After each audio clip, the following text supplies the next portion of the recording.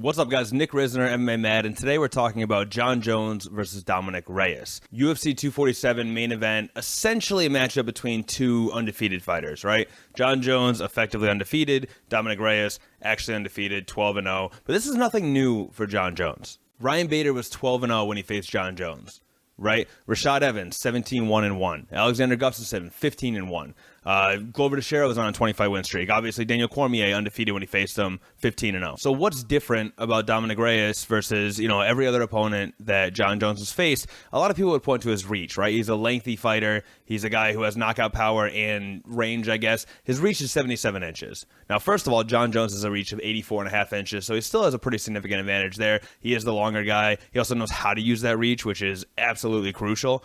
You can be long, but unless you know how to use that reach effectively, what's the point? And you got to keep in mind, too, that 84.5 inches is just his, punching reach, right? Jon Jones has some of the lankiest legs, and he knows how to use those for range, too. He has that oblique kick. He has that, switch side kick that really creates a lot of distance. He does a lot of, push front kicks. He uses his length to his advantage and keeps his opponents at a distance, and that matters, right? It's not just a metric of how long you can reach. It's how you use it, and Jon Jones does it better than anybody. But then you dig a little deeper on Jon Jones' opponents throughout the years, and you have Alexander Gustafsson, 79-inch reach, right? Ovin St. Preux, 80-inch reach.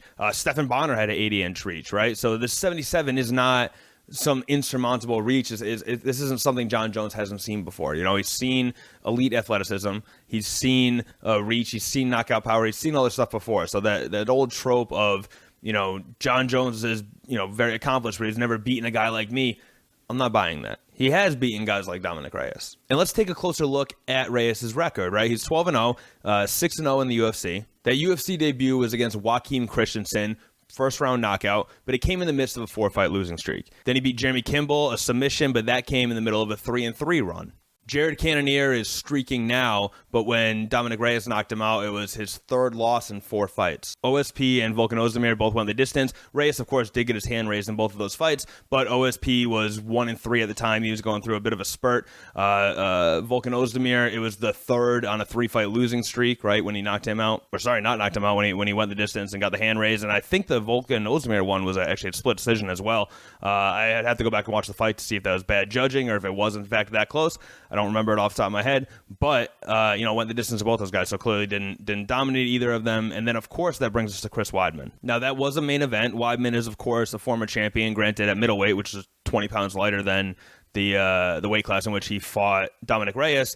But it's also worth noting that it was his 5th loss in 6 fights, his 5th time being knocked out in 6 fights. He had the win over Calvin Gastelum somewhere in the middle there, and it was his one and only fight at 205, right? And that was the sort of big moment that launched him into this Jon Jones title shot. The point is, undefeated streaks are often misleading, but at the same time, we don't know where his ceiling is. We don't know what his limit is, right? We don't know who he can't beat because everyone who stood across from him so far, Dominick Reyes, has beaten them, right? So we don't know, he could beat Jon Jones. He could finish his career undefeated, run through the best fighters of all time. We don't know. We haven't seen him hit that wall. We haven't seen him get defeated inside the octagon. And a win over Jon Jones does change everything. It changes the narrative. It changes the way we're talking about Dominick Reyes. I'm saying right now he hasn't proven that he can beat Jon Jones. I think the odds are 4-1 favorites for Jon Jones, and I tend to agree with those odds. I think those are fair. I think that's a good reflection on how this fight should go. But again, if Dominick Reyes wins, it changes everything. I'll tell you this, though. Jon Jones is not scared of Dominick Reyes. He's not in Jon Jones' head. He's faced guys like this before.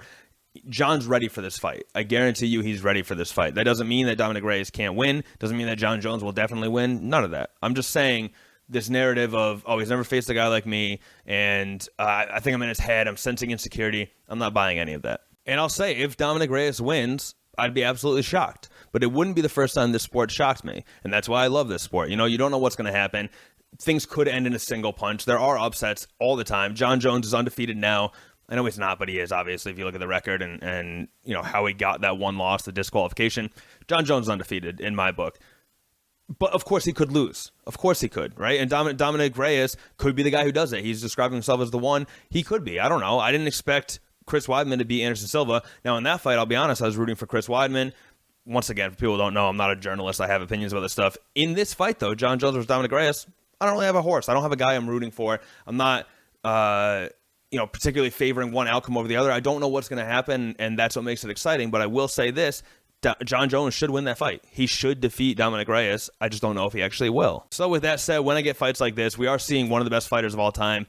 In my opinion, at least how things stand right now, probably the best fighter of all time. I think there's some people in the discussion. There's some up-and-comers, not even up-and-comers, but guys who are knocking on the door. Of course, Khabib. If Tony Ferguson beats Khabib, Tony Ferguson's in the discussion. There are guys like that who could still surpass Jon Jones, become the GOAT. I think right now Jon Jones has passed GSP, Anderson Silva.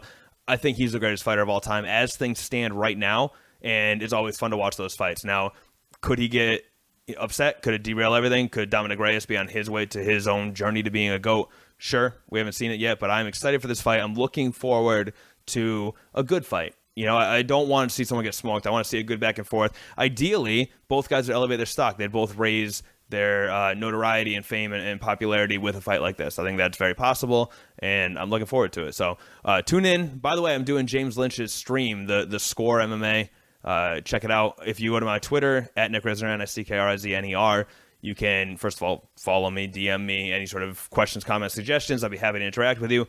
But I'll be on that stream, so if I'll share a link when I'm on it. And during fight night, during the pay-per-view, whether you're watching, whether you're not able to watch, tune into the stream, and we will be giving our play-by-play analysis. So check that out. Thank you for listening to this. Subscribe to this YouTube channel, and I'll see you guys next week. Peace.